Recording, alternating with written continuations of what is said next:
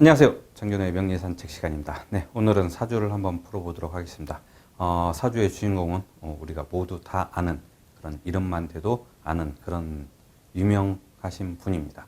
네, 뒤에 있는 로고가 있죠. 네, 현대를 창업하신 고 정주영 회장님에 대한 사주입니다. 네, 이 정주영 회장님은 신화가 참 많죠. 소를 판 돈으로 어렸을 때 가출을 해서 그걸로 사업을 시작을 해서 지금은 인류 기업을 만들었다. 굴지의 대그룹을 만들었다. 그리고 뭐 여러 가지 그 외 중에서도 이 간척 사업을 하는 와중에서 이 물이 안 빠지니까 배를 담가서 그 물을 뽑아내고 그리고 그 물 뽑아낸 상태에서 또 배를 분해서 부품을 또 팔고 네. 그 일반인들이 생각하지 못하는 그런 아주 기발한 아이디어를 만들어서 이 현대 그룹을 만든 그런 모습이죠. 현대 조선을 만들 적에도 실제로 조선소를 세울 만한 돈이 없는데 이 조선소를 만들기는 해야 되고 그러다 보니 이 선박왕한테 가서 내가 배를 만들 테니 내 배를 하나 나한테 계약서만 하나 작성해 다오. 그래서 이 선박왕은 또 무엇을 믿고 이 선박을 제조를 하겠다고 했는지 거기다 또 사인을 합니다.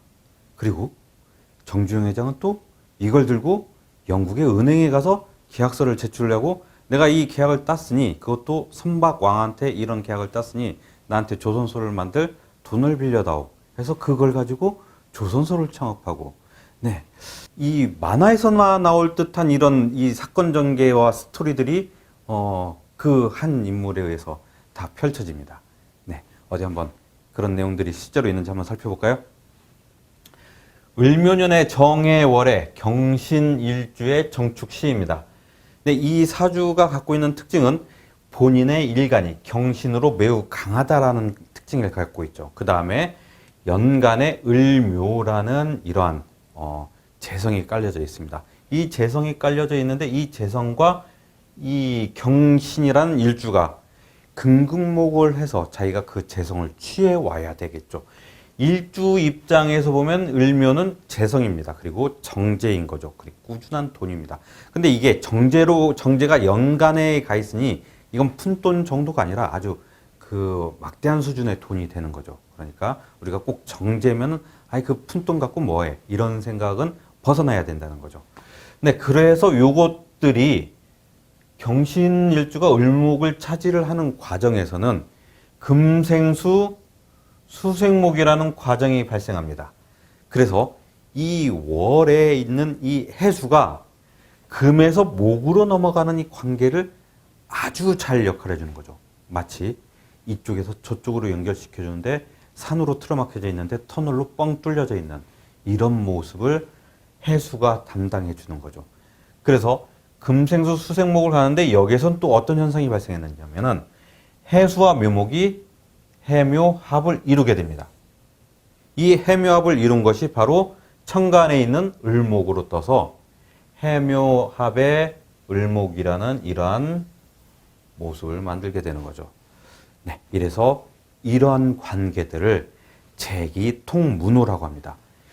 바깥에 있는 연간에 있는 연에 있는 이러한 재성을 무언가 월지에 있는 기운으로서 그거를 자기 쪽으로 끌어당길 수 있게 만들어주는 이런 형태들 재기통문호라고 기본적으로 이런 재기통문호가 이루어진 사주들은 상당한 자산가가 될 수 있다라고 판단하는 겁니다.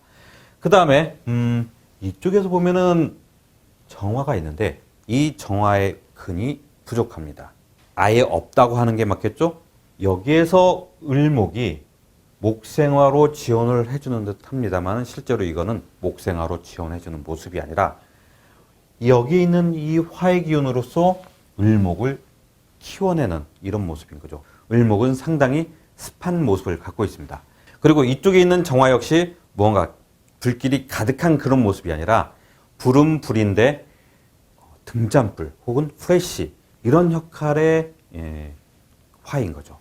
자, 이제 여기 축토를 보면은 이 축토가 토의 입장에서 토생금을 해줘야 되는데 이 축토는 금을 생할 수 있는 그런 단계의 모습이 아니라 이미 금은 경신으로서 충분히 강한 상태입니다.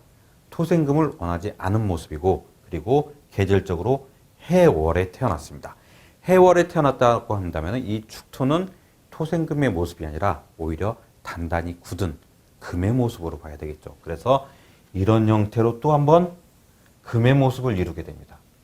그래서 이 사주의 교묘함이 해묘합으로 을목으로 떴고, 경신인데 축토를 자기 기운으로 쓰고, 그래서 이 에너지가 매우 막강한 모습이 되는 거죠. 어떻게 보면은 이 삼각형 두 개가 연결된 게 여기 있는 현대에 있는 로고하고도 겹쳐 보입니다. 이 현대의 로고가 그냥 나온 것은 아니라고 생각됩니다. 누군가 이런 것들을 맞춰줬다라고 생각하는 거죠. 네, 여기서 그러면은 다음은 이 한남조습에 대해서 한번 살펴보도록 하겠습니다.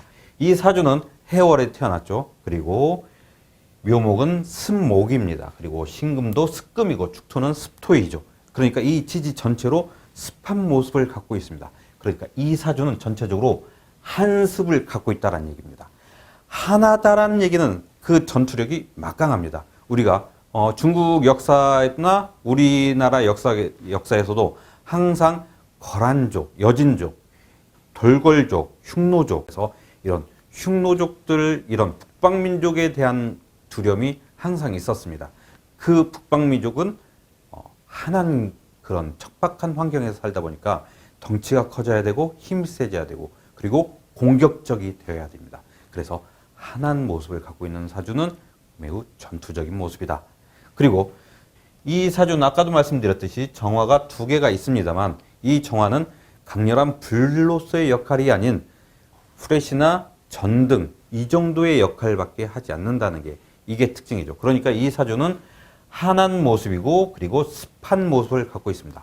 습하다라고 하는 것은 이거는 잡스러운 일, 돈 되는 일, 할 수 있는 것은 다 한다라는 겁니다. 그러니까 고고한 척을 하지 않는다라는 거죠. 실제적인 것에 더 뛰어나다는 의미가 됩니다. 그러니까 책상 물림하면서 이걸 공자왈, 맹자왈 하는 이 시기에 가서 자기가 무언가를 할 수 있는 거, 손에 줄 수 있는 거, 그걸 먼저 따진다는 얘기입니다.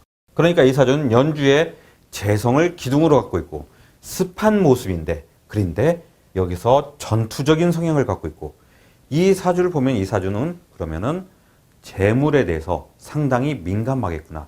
재물이 뭔가 돈이 될 만한 것 같으면은 동분서주 잠도 안 자고 뛰어다니겠구나. 이런 현상들을 우리가 파악할 수 있는 거죠. 이게 이 사주가 갖고 있는 전체적인 그릇입니다. 여기 있는 경금에게 정화는 두 개가 다 관입니다. 이 관들이 있는데 만일 이 경금이 힘이 없다라고 한다면은 경금은 관에 매여서 사는 모습이 되겠죠. 그래서 이 미감 말직이라도 내가 이런 직장이라도 갖고 있는 게 어디냐 이렇게 생각할 수 있겠지만 이 사주는 연에 있는 커다란 돈을 갖고 있습니다. 그 돈이 일회성으로 들어오는 게 아니라 꾸준히 들어오는 이런 모습인 거죠. 그리고 지지에 일지에 신금은 자기가 자기 기운도 되지만 자기가 부리는 사람도 됩니다. 그래서 자기와 함께 일을 해줄 수 있는 자기에게 힘을 보태줄 수 있는 그런 사람들이 주변에 있겠구나. 그리고 축토도 자기 기운으로 끌어다 씁니다. 문서를 갖고 무언가 자기가 원하는 대로 만든다는 얘기죠. 아까 오늘 강좌 처음 시작할 적에 선박왕한테 가서 내가 배를 한 척 만들어 줄 테니 계약서를 하나 써다오. 그리고 그 계약서를 가지고 영국에 있는 은행에 가서 선박왕한테 내가 계약서를 받아왔으니 돈을 다오. 이렇게 할 수 있는 이런 문서를 가지고도 자기가 언제든지 마음대로 할 수 있는 또 있는 그런 모습을 갖고 있는 거죠. 그런데 정화는 여기서 힘이 없는 관입니다. 이 사주가 관을 이용할 수는 있을지언정 관을 자기가 쓰지는 못한다는 게 이 사주의 특징인 거죠. 정화가 하는 역할은 이 사주는 전체적으로 한습하다라고 얘기를 했습니다. 이 한한 것을 막아줄 수 있는 그런 모습이지만 이거를 자기 기운 자체로 모든 걸 만들어낼 수 있는 그런 모습은 아닙니다. 그러니까 이 사주의 특징은 화가 주변에 오느냐 안 오냐, 대운에 오느냐 세운에 오느냐에 따라서 매우 달라지는 모습이죠. 용광로는 이미 갖고 있습니다. 용광로를 세울 수 있는 그런 에너지, 돈, 땅 이런 것들 조건만 갖춰지면 용광로를 얼마든지 만들어낼 수 있는 그게 바로 이 사주가 갖고 있는 것이고, 정화의 역할은 이러한 습한 기운들을 끄집어서 올려주는, 순환을 시켜주는 그런 역할을 하는 거죠. 이런 말이 있습니다. 금수상관 희경관. 여러 번 말씀드렸죠. 금이 쓰는 상관은 관을 기뻐한다. 여기에 있는 해수는 경금 입장에서 상관은 아닙니다만은 이 경금이 해수를 쓰고 전체적인 모습을 다루려면은 관성이 바로 이 사주를 어떻게 더 한 단계 업그레이드 시켜줄 수 있느냐, 여기에 있는 문제가 생기는 거죠.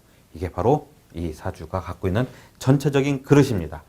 네, 한난조습에 대해서 얘기했습니다. 그리고 금생수 수생목에 관련해서 한번 보도록 하겠습니다.